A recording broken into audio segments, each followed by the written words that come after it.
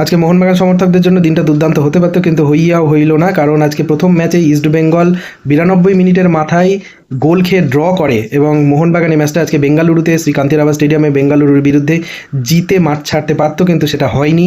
প্রথম থেকে বলি, বিকেল 5টায় আজকে ইস্টবেঙ্গলের খেলা ছিল কেরালা ব্লাস্টার্সের বিরুদ্ধে, যে কেরালা ব্লাস্টার্স পরপর 4টে ম্যাচ হেরে ইস্টবেঙ্গলের বিরুদ্ধে খেলতে এসেছিল, কিন্তু তারা এই ম্যাচে ড্র করে 1 পয়েন্ট নিয়ে বাড়ি ফিরল। সেখানে ইস্টবেঙ্গল 10 মিনিটের মাথায় প্রথম পেনাল্টি পায়, একটু কন্ট্রোভার্সিয়াল পেনাল্টি, কিন্তু পেনাল্টি পায়। সেখান থেকে এজেজারি গোল করে এবং তারা 92 মিনিট অবধি তারা 1 গোলে এগিয়ে থাকে, কিন্তু 92 মিনিটের মাথায় তারা গোল খায়।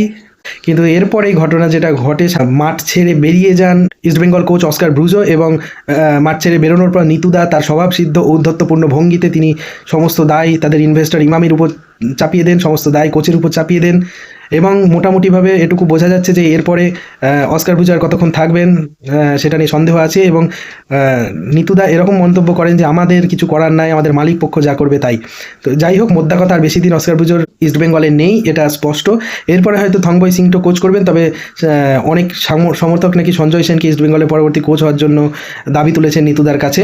এবং নিতুদাও নাকি ভীষণ হতাশ যে আজকে এত বাজে পারফরমেন্স, কোচ কেন এত বাজে খেলালেন। তবে কোনো সমর্থক কিন্তু নিতুদার পদত্যাগ দাবি করেননি। এসব রসালো খবরগুলো যখন দেখছি, তারপরে শুরু হয় আমাদের মোহনবাগানের খেলা। মোহনবাগান প্রথম হাফে অসাধারণ খেলে, প্রায় মাখনের মতো আমরা একটা পারফরমেন্স করি। দিমিত্রি পেট্রাটোস ফার্স্ট হাফে খুব ভালো খেলেছেন, তার যেরকম স্বভাবসিদ্ধ ভঙ্গিতে সেই পুরনো স্টাইলে তিনি বেশ কিছু শট নেন এবং শুভাশিস বোস তিনিও খুব সুন্দর খেলেছেন। আজকে মোহনবাগানের দল যেভাবে নামানো হয়েছিল সেটা সেই পুরনো মলিনা স্টাইলের দল, যেভাবে মলিনা খেলাতেন। দুজন বিদেশি ডিফেন্ডার মাঝখানে, বাঁ দিকে লেফট ব্যাক পজিশনে শুভাশিস বোস, ডান দিকে অভিষেক টেকচাম সিং এবং তাদের ওপরে আপুইয়া এবং থাপা। বাঁ দিকে লেফট উইঙ্গার পজিশনে পুরনো পজিশন ফিরে পেয়েছেন লিস্টন কোলাসো, ডান দিকে মনবীর সিং এবং মাঝখানে দিমিত পেট্রাটোস এবং স্ট্রাইকার হিসেবে জেমি ম্যাকলারেন। বলতে গেলে বলা যায় শুভাশিস বোস আজকে অসাধারণ খেলেছেন, আপুইয়া এবং অভিষেক টেকচাম সিং দুর্দান্ত। আমরা লাকি যে শুভাশিস বোসের মতো একজন লেফট ব্যাক পজিশনের প্লেয়ারকে পেয়েছি। 10 মিনিটের মধ্যে 3টে যে ক্রস করেছেন অসাধারণ, এবং গোটা ম্যাচে এরকম প্রচুর ক্রস করেছেন। নিজে ডাইরেক্ট গোলে শট নেওয়ার চেষ্টা করেন না, ডাইরেক্ট ঠিক মোহনবাগান প্লেয়ারদের মাথায় তিনি বলগুলো দেওয়ার চেষ্টা করেন। আমরা শুভাশিস বোস যেদিন রিটায়ার করবেন বা শুভাশিস বোস যেদিন মোহনবাগান ছেড়ে চলে যাবে, সেদিন আমরা হয়তো অনুভব করবো যে শুভাশিস বোস মোহনবাগান দল কেন ভারতবর্ষের জন্য লেফট ব্যাক পজিশনের জন্য একটা আশীর্বাদ। দুর্দান্ত পারফরমেন্স করেছেন আপুইয়া, থাপা।